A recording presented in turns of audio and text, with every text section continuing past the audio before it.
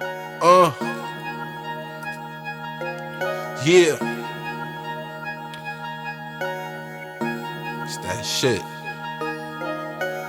Gotta roll my J. You know I don't play, cause we keep it cultivating, burning the best of the West. And you know what the grade is, we keep it cultivating. Yeah, it's easy to stay out the way when you focused on paper, keep it cultivating. Yeah, fuck what niggas gotta say, bruh, cause they live in the past, we keep it cultivating.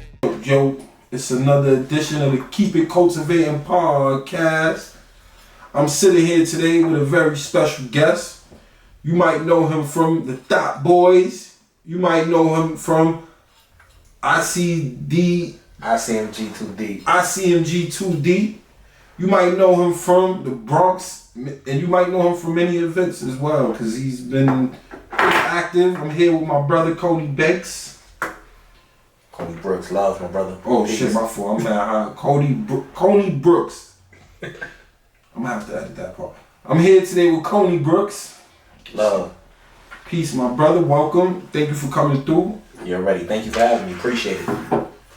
Yeah, the pleasure's all mine. Pleasure's all mine. Good to have you. So let's get into it. Because this is actually a special episode because you're the first representative of the BX on the Keep It Cultivating podcast. Shouts for that. I ain't added the applause yet, so I had to give you a physical applause, you know? But I appreciate that word. That's hip hop. Yeah, that's a big deal because, you know, just in general, hip hop started in the Bronx. The Bronx is synonymous for some of the best spitters in the game. So naturally, I felt like tough shoes to fill, you know. Growing up a couple blocks from Corey Guns, he's on 174th. I grew up on 178th. My brother used to make beats for the nigga. Mickey Fax from the X, rest in peace. Fred the God, rest in peace. Big Pun, you know what I'm saying? Teacher, KRS, you know what I'm saying? So you're right, it's definitely some pretty big shoes to fill from the BX as far as the lyricists, the MCs, and the spitters. But I wear that with pride, you feel me? It's the Mecca. Nobody really likes to acknowledge that, you know? A lot of our most legendary MCs come from Brooklyn, as far as, you know, B.I.G., Hove, but the foundation is really in the BX, you know what I'm saying? You wouldn't have had nothing if that block party ain't happened on Cedric and Cedar, you know what I'm saying? Cool Herc doing what it is that he did, so going that far back, it's an honor to represent the X. I wear that badge proudly.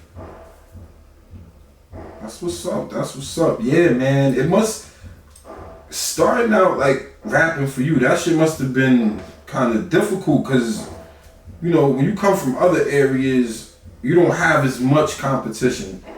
One thing I noticed just being a rapper myself, Bronx niggas is mad competitive, like, especially when it comes to like rapping and shit. Like, so what was that like? I mean, I was fortunate to be better than a lot of niggas coming up. So it was always a certain respect. You know what I'm saying? When I step into certain ciphers and circles, and for a long time I can say I wasn't battle tested coming up.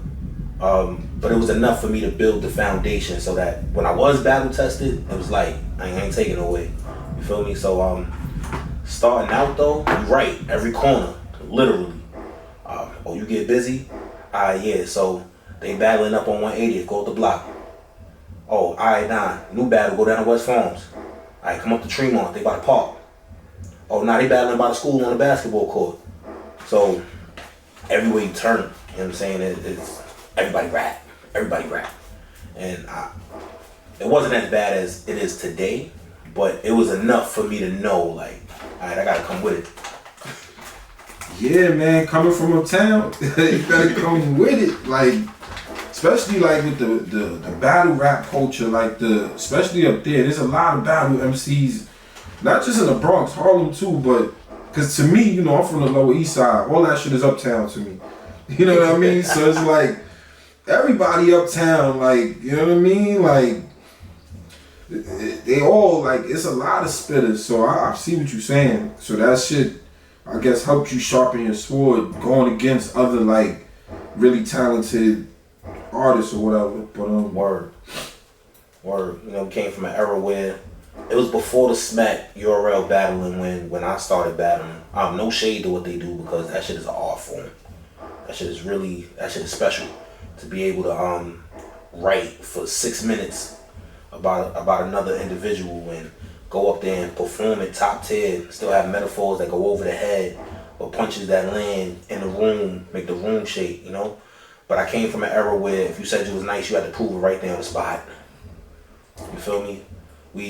They'll let you go into your bag, depending, you know, who got the best 16s, who will out rap each other. But you say battle, like it's off the top of the dome. I'm going at you right now in this moment, and I think that's what made me who I am. You know what I'm saying? Being able to step into that realm and do that successfully, confidently, and execute.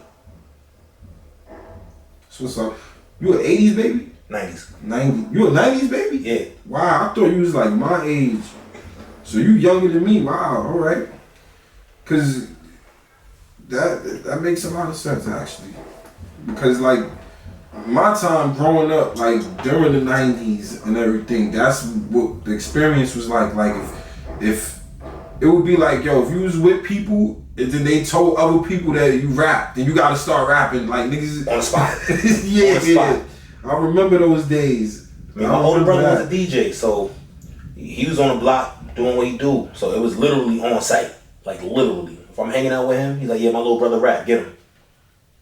But that's why, honestly, I became such like in love with freestyling. You know what I mean? Mm-hmm. Because it's like I used to have to freestyle a lot. Like, soon as people, oh yeah, this Mark, he raps and shit. Oh yeah, let me hear something. Like, you know what I mean? Right. You'd be like, yo, I feel you on that. That's real shit. Word. So we gonna take it back then. So, when did you first decide, like, I want to pick up a pen and I want to write a rhyme and I want to do this? So like I said, my brother was a DJ. He was also a producer. So constantly in the house, you know what I'm saying? He's scratching, he's practicing, he's doing all the block parties in the hood. He's sampling my video games and all of that. So I'm like six going on 7. And we doing a school project. And grew up in a crib where they say rap is poetry, poetry is rap. It all goes hand in hand. So for this poetry class, I decided to write a rap. I wrote this about some girl sitting in front of me or whatever the case is. I thought she was fire. So I showed my brother, and he trashed my shit. He was like, yo, this is the worst shit I ever heard in my life. Get it together. So from there, like, I just told myself, I said, nah, he's gonna think I'm the best rapper that ever walked earth by the time I hang it up. And I got a chance to fall in love with it then I started doing the studying and really tapping into. How old was you? I was 7. Wow. I was 7.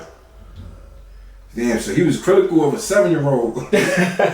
Good thing you had tough skin, because some people, that should make them like never want to rap again. Like, you know what I mean? Nah, right. I mean, obviously, you know, it hurt. 7, you know what I'm saying? It hurt, but it was motivation. You know what I'm saying? You was gonna tell me I was good. Like, it was a constant battle. You feel me? I wanted to play ball. He was the ball player in the family. So I knew, like, you don't rap. You know rap, but you don't rap. You're gonna think I'm great. That's what's up, though. Like, shout out to him. He you know what I mean? That was like a form of motivation. And that's good sometimes. Sometimes we need people to tell us when our shit is trash so we can step it up, you know? Right. So, you know, it's just funny, like, when I hear them stories, like, you the second person that came on this platform and said that. Like, shout out to my man Phil Flames. Like, he was getting a lot of, you know, comments about his interview because he was saying how like a dude on the subway, he was performing on the subway, and the dude told him, he's like, yeah, your shit's trash, but I'm gonna give you the $1 anyway. He's like, I'll take the $1 though. That's my man though. Like, shout out to Phil Flame. Like, but that reminded me of that. Like, I'm like, wow. Like, see me, I never had people that I know tell me that. I've only had like people like that I don't know randomly hit me up like out of nowhere and be like, yo, your shit trash. Like, and I'll be like, okay. You know what I mean? Like, cause it's like the songs that they said that to me about, I knew that these songs wasn't trash. So it's like, well, you know, if you don't like it, that's cool. But then it's like, I realize we live in a different time now too, where you gotta try to decipher if this is someone actually giving you constructive criticism, or is this someone like trying to troll you, like, cause yo, that shit really exists, like the troll culture, if you will. Yeah, there's people that get off to that shit just to try to get a reaction from you, so they can screenshot that shit and then try to, like, you know what I mean, sell that shit to like a platform. Yeah, bro, that shit happens. Shit. I caught myself yesterday, like, I was going back and forth with this racist lady, like, and it was funny because I commented on like another platform's post. It was like Dom is live. Shout out to him. You know what I'm saying? I commented on his shit about the thing with the they was cooking the chicken in the NyQuil. Yeah. And I commented and I said something along the lines of like, what in the hellbilly shit that I just watched. But if you've seen the video, homeboy in the video, you could tell like it was like some hillbilly shit. Like he had the accent, everything. So I'm like, yo, what kind of hillbilly shit? So then, you know, it was like a white lady commented. She was asking me, like, she was like antagonizing. Yeah, but it was funny because she was like, she said something along the lines of like, oh yeah, black people are the ones that drink lean and all this other shit. I said, well, you know, I might be right, but we the masters at frying chicken, so you know what I mean? I ain't no black shit. You ain't see no black person frying no chicken like that.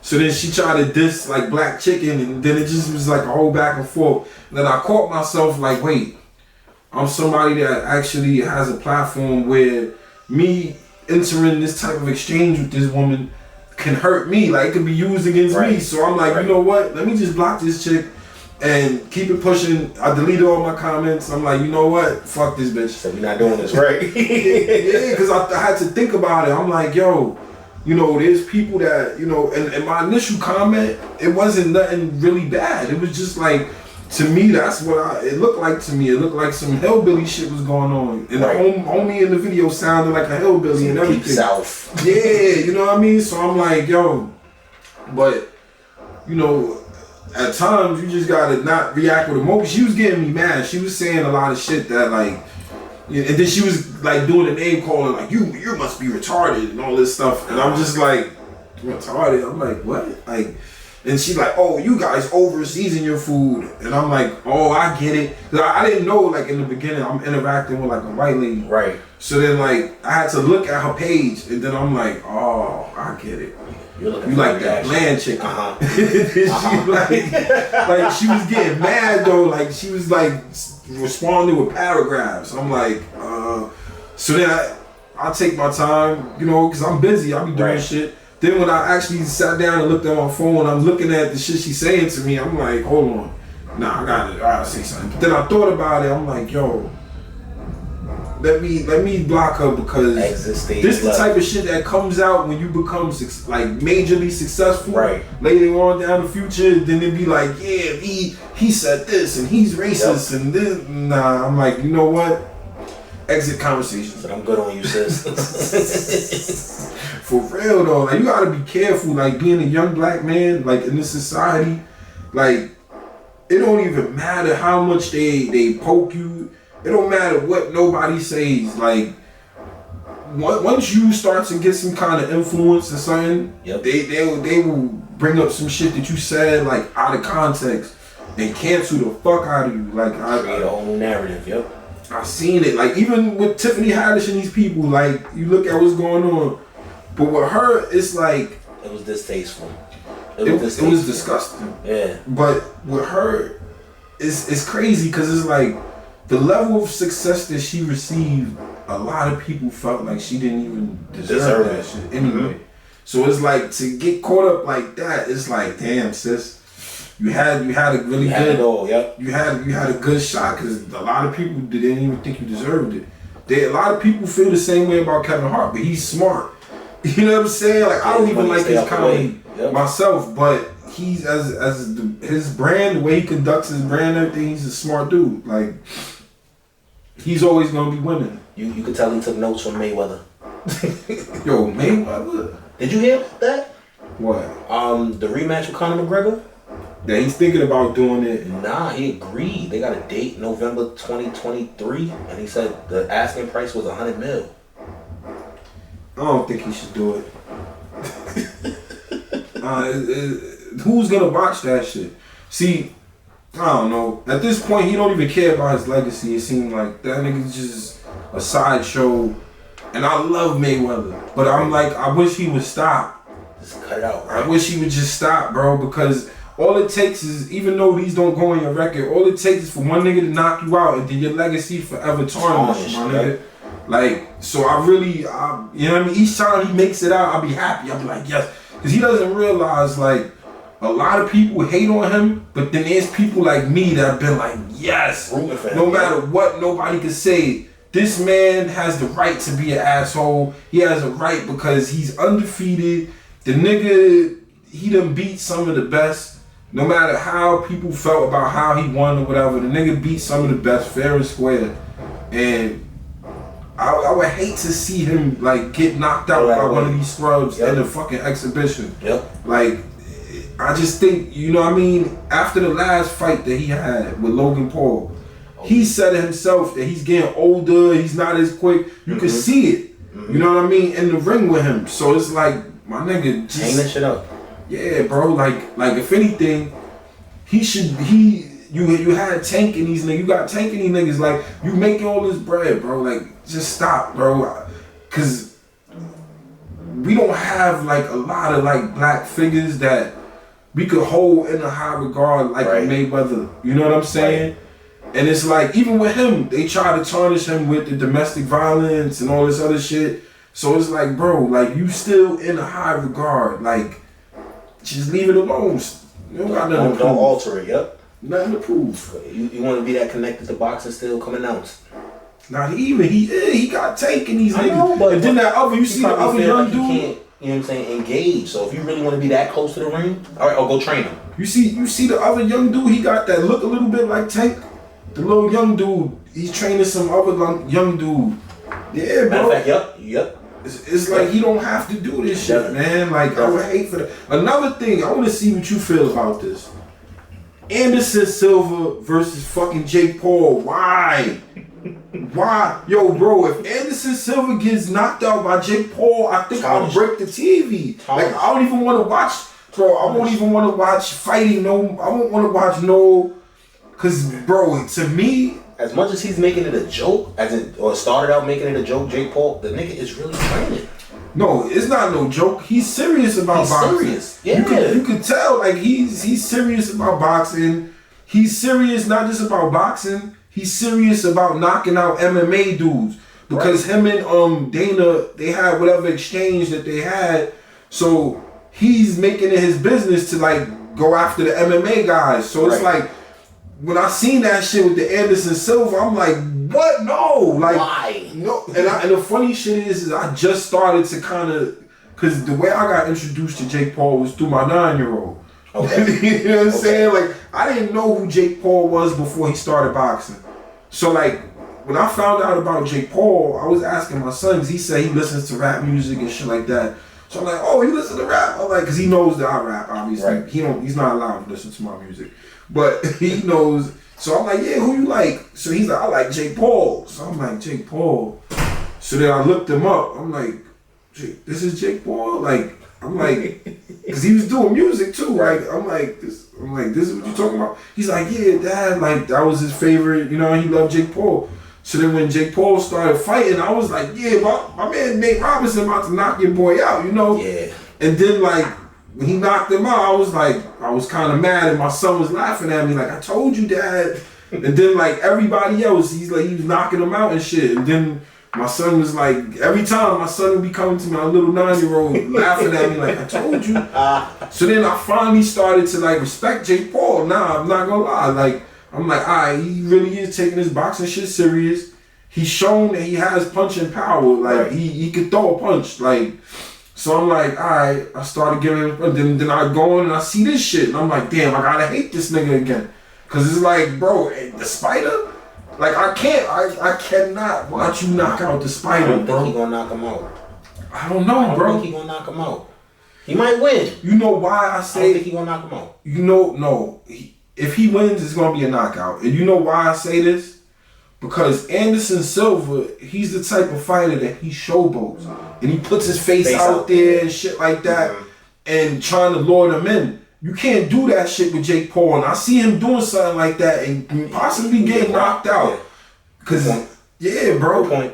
So I'm like, that's why I don't really want to see that fight. Cause I'm like, bro, you seen, even with, what's his name that knocked him out? When he did that shit with Weidman the first time. You know what I mean? Put his face, you do that shit with Jake Paul, it's going to be the same outcome. So it's like, yeah, I'm really mad that he took that fight. I'm like, why? Like, you just got back into boxing. Right. This is what, like his third, this is going to be like his third boxing fight since he went back into boxing. So it's like, and the first one don't count because that's Tito Ortiz. He's not a real boxer. The second one was like, all right, you know what I mean? But now you're going against Jake Paul in his prime, and it's like... Payday. Yeah, he's going to get paid. That's going to probably be the biggest payday that he's gotten. Right. But still, bro, I don't want to see that shit. Like, I'll be mad, bro. Like, if Jake Paul beats Anderson Silva, I'm going to be mad. I probably won't watch TV for like a month. I don't even really watch TV now, but... Catch up on no boxing, it's over. I won't watch no MMA. I won't watch shit. Like, no fighting. I won't watch nothing fighting related, bro, if Anderson loses, because he's, if he get knocked out. Not if he lose.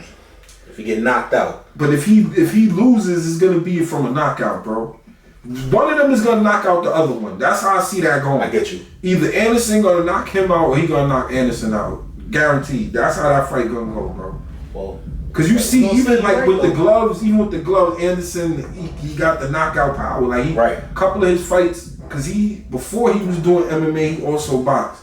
So he got a few knockouts, I believe, under his belt. Maybe like, I know the Tito Ortiz counts as one, but yeah, like it could go either way. But I don't know, bro. Like Jake Paul's not gonna give him a lot. He's taking it serious. Yeah. Yeah, like he's not gonna be showboating like Anderson, putting his face out there. So the chances of Anderson knocking him out is less likely. Not that it is impossible, right? But it's more likely of a Jake Paul knockout, bro. Like that's why I'm like, so let's boycott this fight. Yeah, do something so that they pull that shit. I don't want to see that, bro. Like I love Anderson Silva, bro. He's my favorite fighter, bro. Like.